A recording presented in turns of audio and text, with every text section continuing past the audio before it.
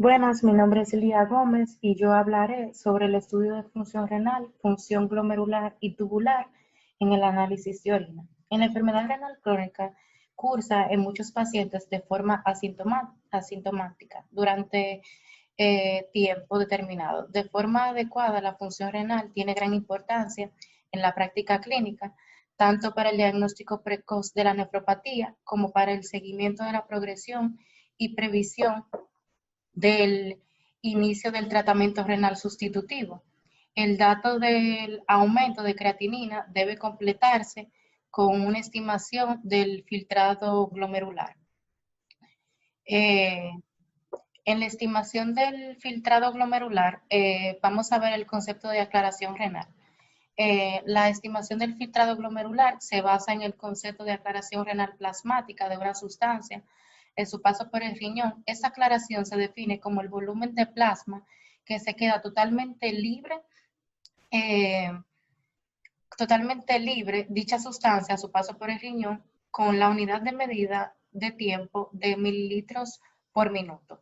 La estimación del filtrado glomerular requeriría de una sustancia que se filtre libre, que no se absorba ni secrete a nivel tubular ni renal y del túbulo renal, perdón, y no presente eliminación extrarrenal. Entonces, hay distintas sustancias, como son las sustancias endógenas y las sustancias exógenas, que se han utilizado para conocer el filtrado glomerular a partir de su aclaramiento renal. Esas mediciones se requiere conocer los niveles en sangre y orina de las sustancias y el volumen urinario, que se dará en milímetros por minuto.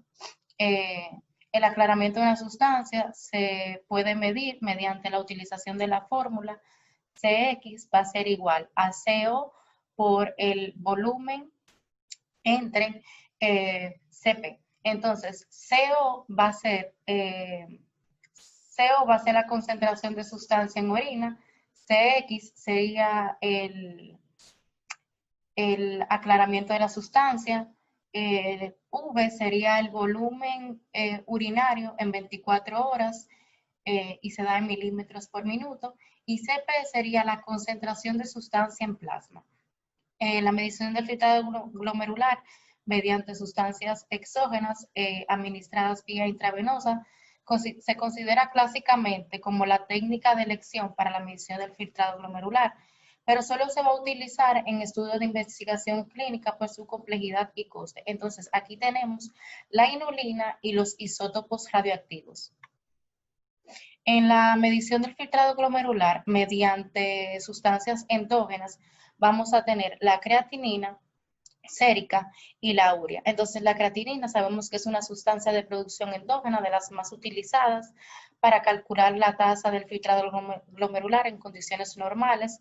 Es filtrada libremente por el glomérulo en un 15 a un 10% en la secreción a nivel tubular. Pero debido a que la secreción tubular puede aumentar hasta un 50% en la insuficiencia renal, el cálculo del filtrado glomerular mediante sustancia va a estar sobreestimado en determinados casos.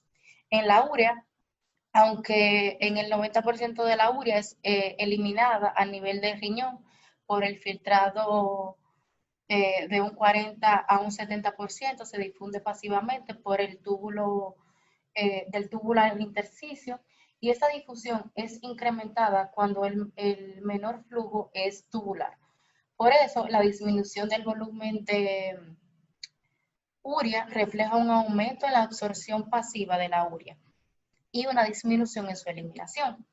En el aclaramiento que vemos por medio de urea y creatinina, el cálculo de aclaramiento va a ser con una orina recogida en 24 horas.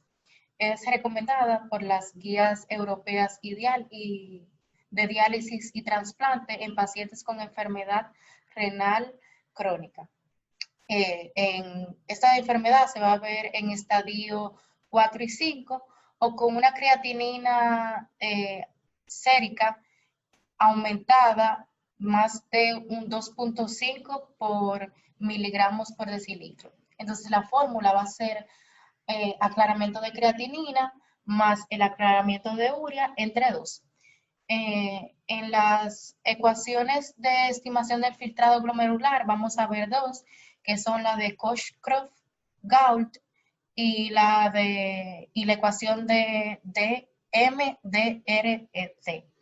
Entonces, en la ecuación de Coshcroft-Gault se desarrolla para valorar el aclaramiento de creatinina a partir de una población de 236 individuos adultos entre 18 y 92 años de edad, con un predominio en pacientes masculinos y con un valor medio de aclaramiento de creatinina de 72.7 milímetros por minuto. Teniendo en cuenta la variación de creatinina plasmática que se produce con relación al peso, a la edad y al sexo, además de este valor, vamos a valorar, se debe ajustar a la superficie corporal. Se sobreestima ligeramente el valor del aclaramiento medio de urea y creatinina con una diferencia media de un 0.7 milímetros por minuto y 1.73 metros cuadrados. En la ecuación MDRD,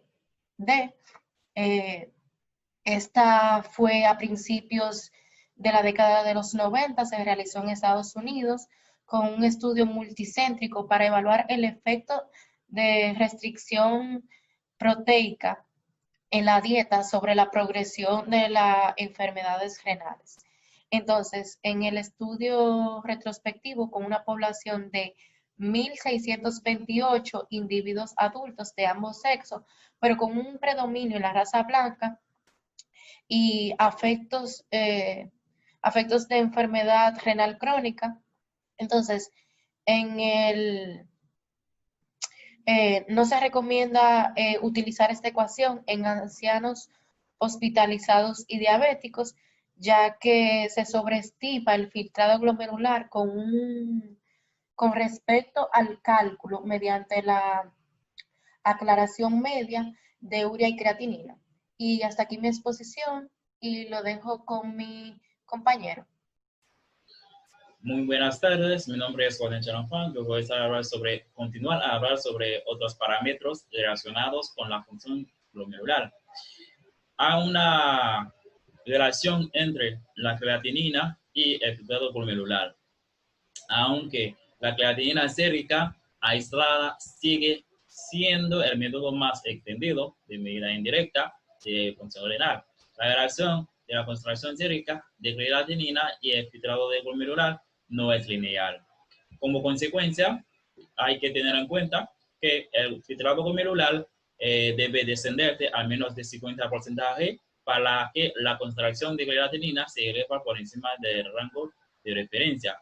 Y hay citatina C sérica, que es una proteína de bajo peso molecular, que tiene 13.300 DA, que pertenece a la familia de los inhibidores de las cisteínas proteasa. Es filtrada en el glóbulo y catabolizada a nivel tubular.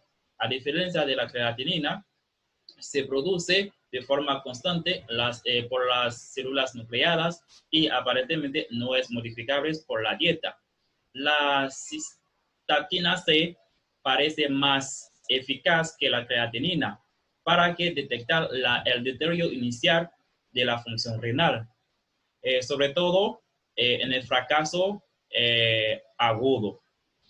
Sin embargo, aunque hay diversos estudios que muestran una mejor correlación con el filtrado glomerular de los niveles de cistatina C en sangre al respecto de los de la creatinina. Y incluso existen las ecuaciones estimativas del filtrado glomerular que incluyen la cistatina C, que son también sus ventajas en proceso en el estudio. Y vamos a ver algunas pruebas de función tubular. que tiene que ver como la valoración de la capacidad de concentración, la valoración de la absorción de sodio y la valoración de la absorción de potasio. Y la valoración de la capacidad de concentración de sodio, eso indica exactamente en el diagnóstico diferencial de las poliurías asociadas a la diabetes insípida o polidipsias.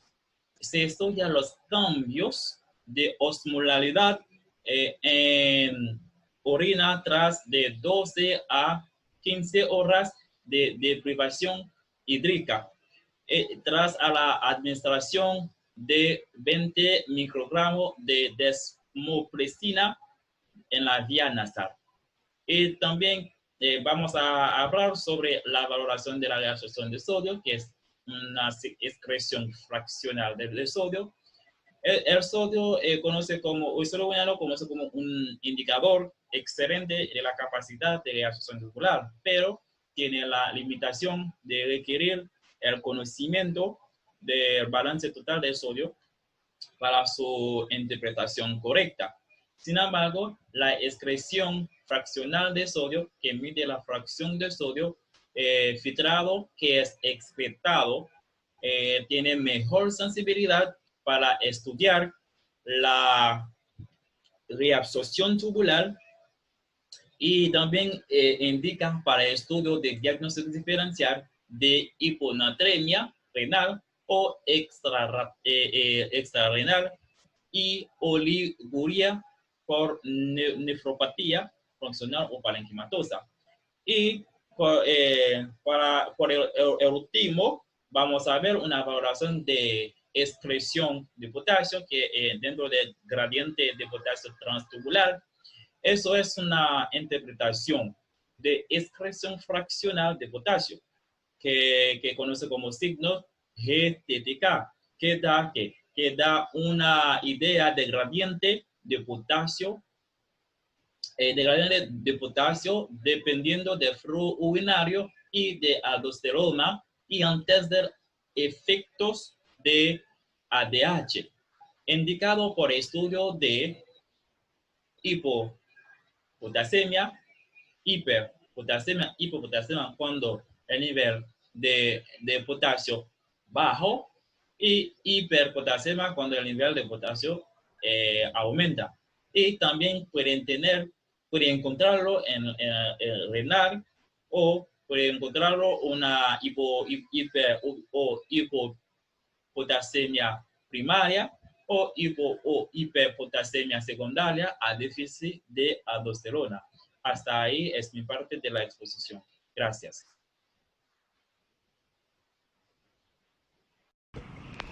Muy buenas tardes, mi nombre es Luis Arturo Castillo y yo les voy a hablar sobre el análisis de la orina. Primeramente hay que recordar que las características de la orina determinadas por su paso por la vía urinaria pueden revelar datos orientativos de la patología nefrourinaria. El estudio se realiza con una muestra de orina de 10 a 15 mililitros que es de gran utilidad para determinar enfermedades renales. Los factores de los cuales depende la eficiencia de la muestra son que el observador al microscopio tenga una muy buena experiencia y adecuada recogida del procesamiento de la orina. Hay que estudiar en lo posible la orina de la primera micción de la mañana, evitar el ejercicio intenso 72 horas antes de la recogida de la orina, evitar recoger la orina durante el periodo de la menstruación, en el caso de las mujeres. En el caso de las mujeres, se utiliza un tampón para prohibir la entrada de secreción vaginal en la orina. Higiene de las manos y el meato urinario, previo a la recogida de la orina. El cierre y la identificación del recipiente y el análisis de la muestra debe realizarse en un plazo de 2 horas tras su recogida de orina. No se puede dejar el análisis más de 2 horas después de haberse recogido la orina. Características de la orina. Primero, el color. La orina en condiciones normales tiene que tener un color amarillo o ámbar, más o menos intenso. También puede ser transparente. Entonces, la turbidez se asocia a infecciones urinarias, hematuria y contaminación por secreciones vaginales. Las proteínas en la orina, lo normal es que se realice con el método de colorimétrico y turbimétrico. En esta se puede encontrar la presencia de albúmina en valores superiores a 300 miligramos al día. Pero lo importante es que el límite normal de proteínas en orina en 24 horas es de 150 miligramos en adultos y 140 en niños. Mayor de ahí se tendría que investigar cuál sería la causa de esto. El pH se determina mediante una tira reactiva. El pH tiene que mantenerse entre 4.5 y 8. Es muy variable, dependiendo la hora que se tome. Y también la alimentación del paciente. Tras un ayuno, el pH suele ser más ácido. Y tras la ingestión de comida suele ser más básico. Y si se presenta con el consumo de muchos vegetales, suele ser básico también. La densidad urinaria es importante. Esta se mide en un urinómetro que tiene una escala entre 1.00 y superior a 1.030. Los valores cercanos a 1.0 corresponden a la orina diluida, en torno a 1.10 a isotenuria o muestra de un paciente que fallan en el mecanismo de concentración, y los valores que superan a 1.030 suelen indicar la presencia de compuestos osmóticos como glucosa en estos, en la orina. La glucosa se presenta por encima de los 180 miligramos por decilitro. Esto se puede deber a defecto de la reabsorción del túbulo proximal de la glucosa, pero también pasa en personas diabéticos cuando ya tienen una hiperglicemia muy alta. La hemoglobina, detectable mediante tira reactiva, puede ser positiva solo con 1 o 2 hematíes por campo, y por tanto resulta tan sensible como el estudio de la sedimentación. Sin embargo, se puede dar falsos positivos cuando hay una orina muy alcalina.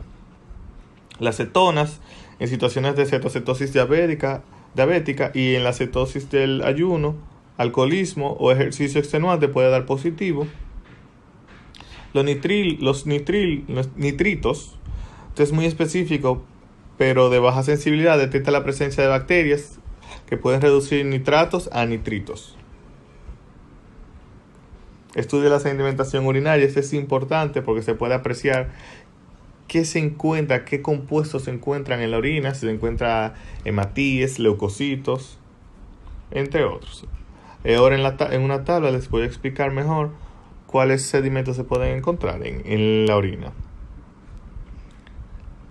De células podemos encontrar hematíes, que puede orientar un diagnóstico de dismorfismo, leucocitos, y puede indicar una infección urinaria, eosinófilos, que puede indicar una nefritis intersticial aguda por fármacos, émbolos de colesterol o prostatitis, los linfocitos, enfermedad tubulo-intersticial crónica, entre otros. También se puede encontrar hialinos como aluminuria, hemáticos como en la glomerulonefritis y vasculitis, grasos en proteinuria elevada, células epiteliales en la necrosis tubular aguda, leucocitos en nefritis intersticial aguda, céreos en la enfermedad renal crónica avanzada, granular inespecífico en los agregados de proteínas y células, y bacterias en contaminación. También se pueden encontrar compuestos como ácido úrico, cristalino, uratos amorfos, oxalato de calcio monohidratado, colesterol, oxalato de calcio bihidratado, fosfato de calcio y triple fosfato. Aquí también menciono las apariencias de estos. Y para terminar, aquí se puede observar un cuadro que nos permite hacer de mero resumen el color, la presencia de proteínas, de pH y de glucosa. También menciona que algunos fármacos pueden hacer cambiar el color de la orina, como la rifampicina, ponerlo un color anaranjado, como alimentos, la remolacha, ponerlo la orina en un color morado, y La presencia de color verde o azul puede ser por un medicamento o por azul de metileno. El blanco puede verse por leucocitos, linfa o cristales de fosfato. En el caso de las proteínas menciona ya cuando es una microalbuminuria o una macroalbuminuria. Y menciona también que la proteinuria es de mayor de 3,5 gramos al día. También menciona lo del pH y lo de la glucosa, que cuando hay un déficit de reabsorción de glucosa se conoce como síndrome de Fanconi. Hasta aquí mi exposición. Muchas gracias.